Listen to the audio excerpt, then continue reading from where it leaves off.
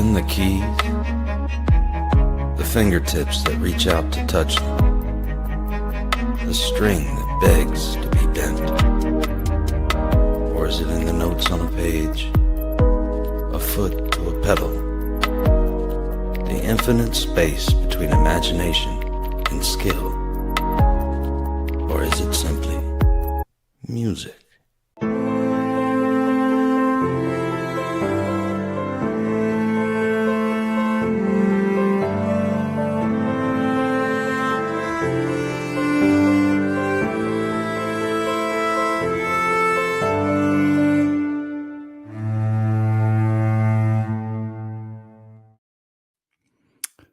Hello, everyone. Thank you for joining in the 13th Note Art of Mastery podcast. I am your host, Jeff Spike Wong.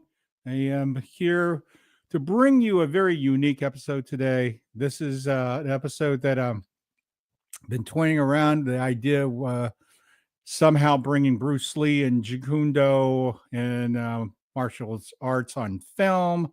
All these little things in my mind that I've thoroughly enjoyed all my entire lifetime. So, in the other day, I was sitting at home reviewing and watching the movie again. And when you know it, then the idea spawned. And the reason why I wanted to bring this to everyone today, because it is truly unique of what this film has changed and brought to the cinematic world. And my personal experience and results to that cultural change that happened.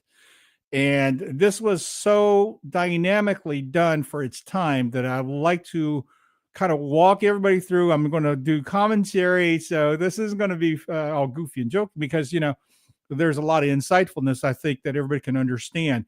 Now, Bruce Lee, being the martial artist actor that he is, was born in America, believe it or not. And then he went back to Hong Kong and ultimately coming back to America when he was around 18 and relocated to Seattle. And the story goes on. So there's a lot of history, a lot of stories written about Bruce, including his own family members, of course, his widowed wife, Linda.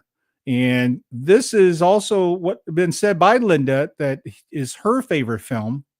And this film has different names, but we know it now today as The Way of the Dragon. This is the only film that Bruce Lee wrote, direct, act, and choreographed the movie. So this is literally like if he was in control, similar to when Prince was in control of his career and made a record, everything was done his way. Back then in the Chinese culture, especially coming from where I was at in Taiwan, we already had the infiltration of Bruce Lee in our consciousness from his previous TV show, The Green Hornet. Of course, over there, when it went to Hong Kong, it was known as the Kato Show. And I don't know what they call it in Taiwan.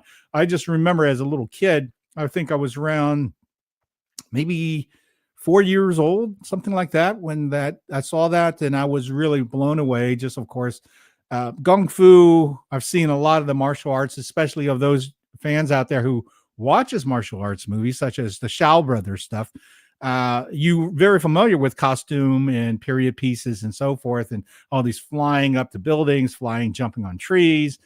The martial arts and fighting, so forth, with weaponry was done very differently in that type of movies. Until Bruce Lee came about, we never really saw combat fighting in a so-called street way or a realistic fighting in a sense. And now in the Western cinema, we had fighting, but it was really big ham-fisted fights that maybe you see with John Wayne or Robert Mitchum or people like that, and ultimately that when you saw little martial arts, it's usually something like judo or maybe a karate chop like you see in Mel Helm movies. And believe it or not, during that time, Bruce Lee was actually a consultant in training some of these Hollywood people and doing choreographs. So he was already behind the scenes without people knowing that it was Bruce Lee. Now, of course, when he was in front of the camera with the Kato character in Green Hornets, we really fell in love with what he was doing, but it was Green Hornet's show. So it wasn't like it was featuring Bruce Lee. And ultimately, supposedly, that the story comes out that he had this great idea to do the TV series, which ended up being Kung Fu with David Carradine. And of course, this rubs Bruce the wrong way because he felt there was a lot of racism in Hollywood, which I can attest to even when my days in Hollywood in the 80s going to 90s. Yeah, there was racism to our different races when it comes to representing, putting money behind you to market you on a global scale.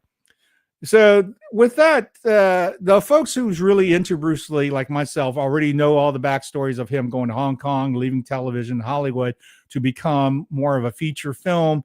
In his first feature film, he was actually casted to be a part player to let James Tien, who was supposedly been the star in the movie The Big Boss. And of course, his charisma with Bruce Lee on film was undeniable and so forth. And it kind of shifted to a Bruce Lee movie. Now, that movie had still not a lot of Jacundo, what we say, was sheer physicality and greatness of him as a martial arts, and be able to translate that into onto film fighting and so forth. We, as Bruce Lee fans, I remember as a kid going to the theater with my grandfather, and we sat through 2 showings of The Big Boss, and it was incredible to see that. So he, of course, my grandfather was in the movie business, in the film business, television business. So I got to see a lot of stuff behind scenes and so forth. So I will talk about these things as we go through the commentaries of The Way of the Dragon. Now, the other movie that came right after that in 71 was the Chinese Connection, or Fist of Fury. This is where he plays the student coming back and his master was murdered. And this was taken, of course, from supposedly a true story, and they kind of play off of this. And many martial arts movie has patterned this from this template. And Bruce Lee first introduced the nunchucks at that time in this movie. And it was just spectacular because that's the first time a lot of us kids, and if not just cinematic martial arts lovers, seen this weapon. And he did it so masterfully, taking down the entire Japanese dojo. So needless to say, I remember going to the theater in 71, around 7 years old, with my mom at that time. And if your ticket had a certain number, you were going to get a free pair of plastic nunchucks. So there was a lot of marketing, a lot of just hoopla to hype the movie. And needless to say, we didn't really need to hype Bruce Lee movies because we, as kids in Taiwan, already were big fans. Now move ahead. 8 years old in 1972. To us, Return of the Dragon was the original name, and in Chinese was 猛龙过江. 猛龙meaning the dragon had a fierceness in a way of almost magical powers that was undeniable force crossing the waters. So that was the interpretation. And I would explain some of this as we go through the movie. I believe the version of the film I'm going to use is in Mandarin. Of course, logistics and so forth. I had to upload and download and all kind of crap to kind of get this into the format we can use for streaming today. But I'm extremely excited because it allows me to kind of give you a premise in point of views in regards to the cultural movement and why these movies are shot certain way, done certain way, and certain things were said. So one of the things that in the Chinese Connection Fist of Fury movie was that the scene with going to the park, you couldn't go in because the Japanese dominance in the China at that time, and the kicking and breaking that no Chinese allowed kind of stood up for the Chinese people, as well as the sick men of Asia scene in that movie. So Chinese took a lot of pride in their culture, hitching their wagon onto Bruce Lee's bravado, his so-called power and heroism, to justifying that Chinese are a race of people of greatness, not just something that was bowing down and getting beaten up by other countries. So let's go forward with that. I'm going to go ahead and start this, and then I will go to, as we move along, how this works. So here we go. This is the intro. And I brought the volume down a little bit, so you're not going to have to hear all that, so forth. And let me bring myself back in here. And how did we do that? There we go. Is this movie going?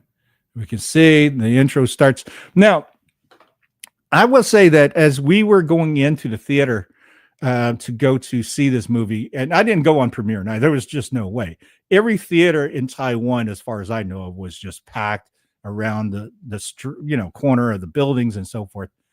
to try to get tickets for this movie. So when I got tickets to the movie, it was like a couple of days later. There were still lines.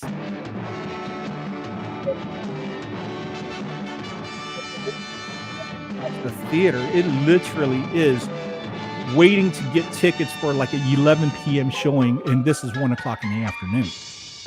I was very fortunate. I believe it was a weekday. Theater was packed. I was at a 6 o'clock, 7 o'clock evening showing. So this is, of course, his entry. One of the things that I study this film like you wouldn't believe. I was such a Bruce Lee fan and martial arts practitioner that when I look back at all my history, and a lot of people know me, because I talked about this in other podcasts, that the most viewed movie ever made commercially that I've seen is definitely this movie. And this, nothing to sneeze at. I mean, I've seen Led Zeppelin's song remain the same in those movies hundreds of times as well. But this movie I studied. But I'm going to give you some impressions in regards to what I saw and when I saw it in the Chinese theater. When we're all sitting there in a packed theater, as you can imagine, if any one of you ever saw anything in a packed theater, I saw Star Wars in '77 in a packed theater. That was incredible. I saw The Sixth Sense in a packed theater. That was incredible. I saw The Matrix in the packed theater, so that was incredible. But these are all adult things. This is in 1972. I'm an 8-year-old kid amongst Lord knows how many kids in that theater. Bruce Lee is still alive, mind you. He's a working actor. This is his new thing coming out that to us. And it was marketed as this is Bruce Lee's opus because magna opus. He is the one who wrote it. He is the one who starred in it. He directed it. He did everything to it. So for a actor that can do all that was extremely extraordinary. My grandfather, being in the business, introduced me to so many people in the business at that time, and we recognized just how important and how great Bruce Lee's talent and capacity could be for him to do all this by himself. So as you see, we saw the intro to the movie, and this is all the nice little graphic. We love the music for it, and this is a shot in the Rome airport. And for what I understand from my research on this, that Bruce Lee set up over 150 shots in one day in the airport. Think about this. If they're moving and they're on a budget, I mean, this is not Hollywood by any stretch. So if you got a camera, you're setting down, you got the clapboard, this is scene one, click, action. Now we're going to shoot this. He set this up over 150 times in an airport while working there. So again, you have to look at the kind of things that he dealt with in the logistics to shoot this. Now, of course, everybody who's seen this movie knows the movie, so I'm going to just set the premise and kind of to go with that. He's a country bumpkin. He's very illiterate, can't really understand and read stuff or anything like that. He's a very good martial artist. He's been invited over to solve a family problem that they have from a family friend that is dealing with mobsters in Rome, Italy. And with this, of course, the thing that's setting him up of this country bumpkin makes it even more dynamic when he starts showing off his kung fu powers and martial arts skills. So, of course, the first set is he's very uncomfortable and he's showing this. And this is the part that we all kind of dig into Bruce Lee. Bruce Lee is an actor, set part none, has a little of the fun factor and humor factor. And what I noticed when I watched this movie many times over, there's a quirkiness to him about this country bumpkin that almost reminds me of Doris Day and Calamity Jane, where they're just like, country gal going crazy, So he has this little country boy, I don't know what this is, but we ain't going to tolerate this. So he has those little herky-jerky moments, and it was really fun to actually see this, and then have a reference. Now, this is comic relief. He wants to eat. And the kid freaks out because he looks scary, right? So I remember sitting in the theater seeing all this whole scene. We were all just laughing. And we're glued, literally, to the screen just because dynamic of Bruce is here. The movie has started, and here we go. So what is he doing? He's hungry. He's in the airport. He's going to go in there. Now, the scene here of the language is funny to us in Chinese, of course, is, here's a foreigner going in there and he wants to eat. He has no idea what he's doing. And in some ways, there's a Chinese comic book, The Old Master in Hong Kong, called Lao Fuzi. And some of you know that. The old master actually did panels of comics that has these type of humors in it. So who took from who? We really don't know because they were around the same time, the 60s and the 70s, right? So he's looking at this. And what's really funny too is if you look at it, he picks out all the food and it says Campbell's. I can pretty much tell you that there's no airport foods, the menus that would actually do that. So everything's shtick, meaning that it's scripted in and he thought it was funny. Look at his facial expressions. He's really good. He's got this, goofiness, trying to be, a little bit more relatable. And this is where I think Jackie Chan kind of played and also recognized the potential of where comedy comes into martial arts film. There's martial arts film that's very historic, legendary, made with a lot of folklore stories. Different category. Then there's a contemporary art martial arts movie that Bruce Lee kind of opened up to this. And prior to this, I don't recall any kind of contemporary martial arts movie that gave us this type of cinematic experience. So that was unique. So now he does his thing. He points at the menu. He gets all these soups. In Chinese culture, of course, you're not going to embarrass yourself in sense of, oh, I did something wrong, please take it back, or anything like that. We're going to grin and bear it, and we're going to eat the soup. And just the fact that just how animated Bruce can be, like this thing with the pepper and the salt shaker. It's a very Charlie Chaplin move. I'm just going right along. Everybody's not, disturbed that I just ordered 5 bowls of soup. So it's very funny. And of course, now the music and soundtrack and the Foley of this, I'm going to also touch on that quite a bit because from what I understand, Bruce Lee was hands-on. He worked with the percussion. He worked on the timing. He was hands-on everything in this movie. And this is why I call it the triple threat of the Bruce Lee, because he's not only looking at it from how I'm going to perform in this, how I'm going to put it together. He had to write the story and the pacing of it. Then he had to pace this and cutting and editing and how to shoot this to be able to be affordable to shoot. So all these things becomes way more than just